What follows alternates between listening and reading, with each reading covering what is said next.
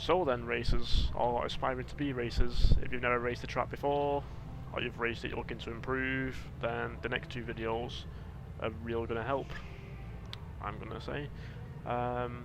This is literally members only and 2 staff members, I believe. In the next 2 races you're going to see there is minimal disruptions, maybe 1 flag in 2 races, and that is all. So these 2 videos now are going to be perfect if you want to learn how to improve, what you can do better. I do actually adapt and change my racing lines a little bit in this video, and I will show you exactly where. We do the flag checks pretty early because we're all pretty experienced, so this is the red flag already.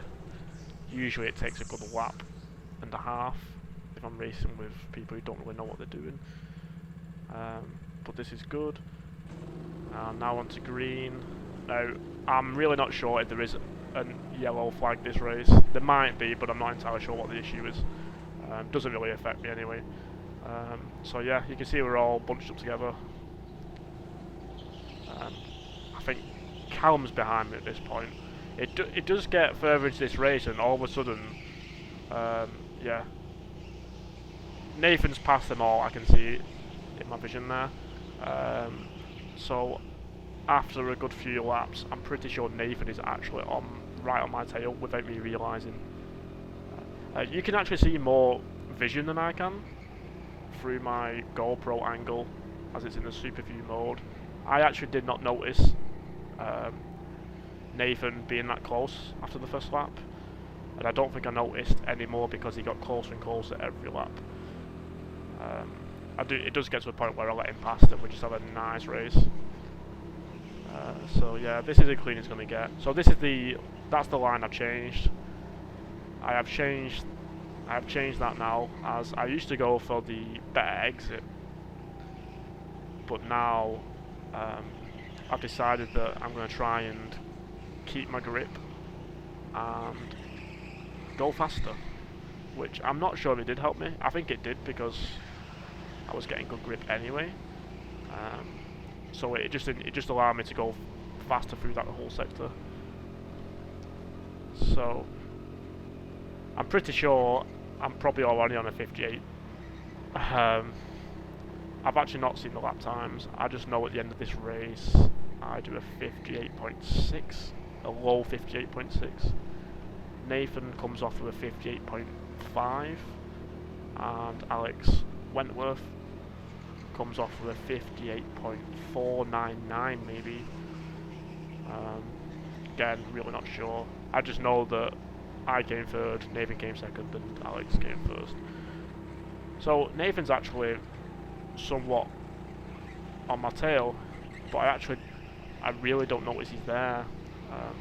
When I come up this section in a bit, I think I take a better glance, and I notice that he's actually right behind me when I had no idea he was there. The difference between racing someone who doesn't race that much and someone like Nathan, who races quite a lot now,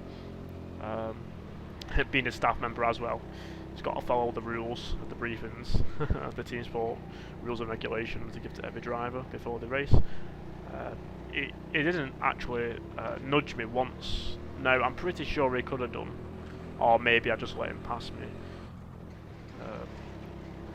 before we got into that distance where he was nudging me with a straight line speed. He was probably getting over me, because overall my driving is actually really clean. I'm really not doing much wrong any lap. Like a 58.6 in a car is formidable, in all honesty. But this was the first race, so the track was quite cold and the cars were quite cold. I'm just racing as hard as I possibly can be with the clear track that I've got. Again, no disturbances. This is literally why I prefer to just make sure when I book on to sessions, it's like this. We tend to all keep in touch and then we book on at the same time, just so we get nice clear track time, as I am doing tonight. So after after saying all the information that I had to just get off my chest, we can get into commentating on the driving. So yeah, start from now. Anyways, so this up ramp, that couldn't be any better. Like honestly, that literally couldn't be any better. I'm pretty good through here.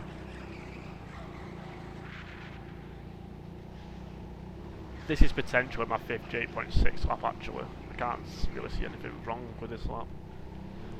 The only difference you'll find is when it comes to like straight line speeds in the cars. That's when you get the better lap times. So considering my fastest lap of the night was my video I uploaded yesterday, the 58.3, was somewhat faster than this video. I have no idea how, because my racing line's the exact same. Obviously the car I had in the very last race, which is car 9, clearly had better acceleration down the straight.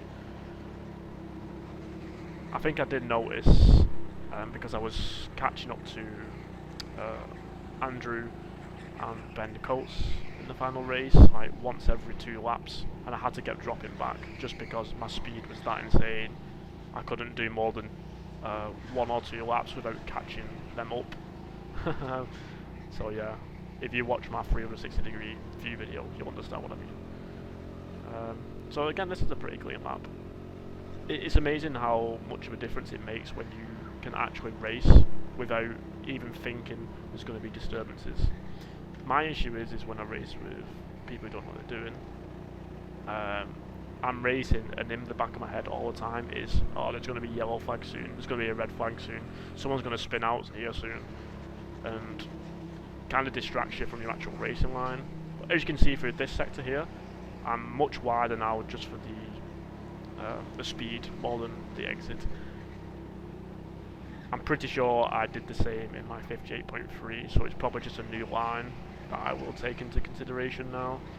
I know I spoke to Mackenzie Jones in person maybe a few weeks ago, and he said that he watched one of my videos, and he said that he's more about speed and I'm more about exits. Now Mackenzie's a very fast driver. He's currently got the lap record, 57.985 or something, in the new cars, which is quite good considering how new they are. I'm trying to get there for you. If I can get a 57 lap time on camera, then yeah, I'm hoping I can, because that will be the content that everybody wants. But anyways, he told me I was more about the exits and speed. So after I thought about it, I was like, you know what, he's kind of talking good sense there. And that is why I've started extending out further when I go underneath, just so I can get more speed. And obviously it does help. My lap times were considerably bit better. So I let Nathan pass here. And this is the last half of this race is just me and Nathan racing. I've raced with Nathan for the past 3 races, but there's one thing that you got to admire about racing versus Nathan. His awareness when racing is unlike anyone's racing style I've ever raced with. So literally every corner where he can possibly get undercut, like undertaken, overtaken, he is constantly looking back to make sure it is safe to close his gaps, or if the gap is there and I get it, he will give me the gap. So you can literally see him turning his helmet, or turning his head, not his helmet, that would be weird, pretty much on most crucial overtaking corners, I would say. He'll probably look to his right, yeah, he'll look to his right there to see if I'm going on the inside line, and he knows that I'm not. He's then going to check right again, because if I'm there in his vision, he knows that I'm not going for the undercut. So he's racing now, and I'm pretty sure his car, like I said, he beat me by 0.1 0.25 seconds maybe this race, but this is probably because we was tailing each other the entire race. Usually the person at the back of the slipstream will come off the track with a better time, but I'll be honest with you, I was never really close enough to him. Once I let him past, I lost that little bit of distance, and then the gap stayed like this the entire race. So I can see Andrew, aka Rather Be Karting, aka Mr. Bean, so he calls himself. He's in front of Nathan now. He's got his 360-degree view camera, so I'd expect a video from him shortly when he's got time to edit it. So at this point I'm thinking, once Nathan catches up to Andrew, I'm then going to close the gap on Nathan. So I'm trying to work out how I can possibly get past both of them, because Andrew is a very good defender, very respectable defender. I believe maybe after this lap he's aware that we're both here. Nathan might push him down the ramp a bit, I'm not too sure. But this is what happens when you get a car that has a good acceleration. So just because of this now, I've kind of bunched up to Nathan. Now, Nathan knows that I'm probably right on his tail now, so he's going to be checking if I'm going for an undercut. So he gets the entrance, well, he gets the better exit, and then Andrew goes straight for the switchback, and then he goes for the switchback again, but and Andrew's trying to bounce it past him. Oh, he lets Nathan pass, and then he doesn't want to hold me up because he knows I'm racing Nathan. So now we're both through. I guess credit to Andrew there for letting us continue our race, because this was actually very fun. Like I said, minimal disturbances, and it's just nice to have 14 minutes flat out racing. You can only get good lap times if you're keeping your tyres warm and the track is being raced well. Now, there's 12 of us on track, I think, and you wouldn't think it just because of how clean it is. Like, I've not seen anyone because we're all pretty fast. And yeah, because everyone has similar racing lines, the track was just getting hotter and hotter, which was hard because I'm pretty sure it was about 4 degrees at this time of night. See, you can see that I've lost a bit of distance to Nathan just because of when he did a switchback on Andrew. Andrew let him past, and then Andrew let me past maybe 2 seconds later. So I'm a good probably a near second behind him at this point. Trying to work it out by counting down the time between our positions. I see Andrew's behind us there, so yeah. At this point I'm thinking our cars must be pretty fast. I know Andrew does low 60-second laps, maybe even the occasional 59. We've not raced that much back end of last year, this year, just because he works a lot of nights. Now I think this might be the lap where I catch Nathan up massively, and I am thinking, God, this must be my fastest lap, because when I'm watching Nathan now, it doesn't look like he's making that many mistakes. Yeah, he goes a little bit wide there, but nothing drastic. But I'm pretty sure that I do catch him up quite a lot this lap. So I am thinking, oh, maybe I'm on a mid 58 or a lower 58, just because of how much time I've gained. Because Nathan is going fast, I know that, because he started pretty much mid-pack and caught me up in about 5 laps. So yeah, this is the closest, the best gap I've pulled back during this lap. So I'm pretty sure I might have done a few 58.6s. I've not checked the lap times at all. I lost grip there, and I'm catching him up still. And then the end of the race comes. So I mean, we could have had a much closer battle if we had another lap or two there. But yeah, that race felt a lot longer than what it was.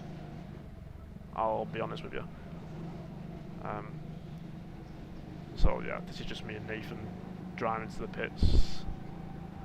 All of us are driving considerably faster on the yellow flags just because we know it's the end of the race. Again, yeah, if you do get yellow flagged, then don't go this fast. We're only doing it just so we can speed up the time off track and then getting back on track.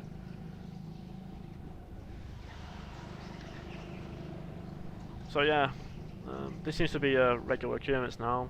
Me and Nathan are constantly battling each other in every video I upload,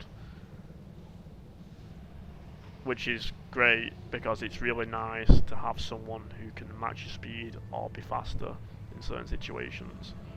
It makes you more motivated to drive better, and if you can catch them up, then you know you've done a good lap. Give them a nice little fist bump there, and that is the end of race 1.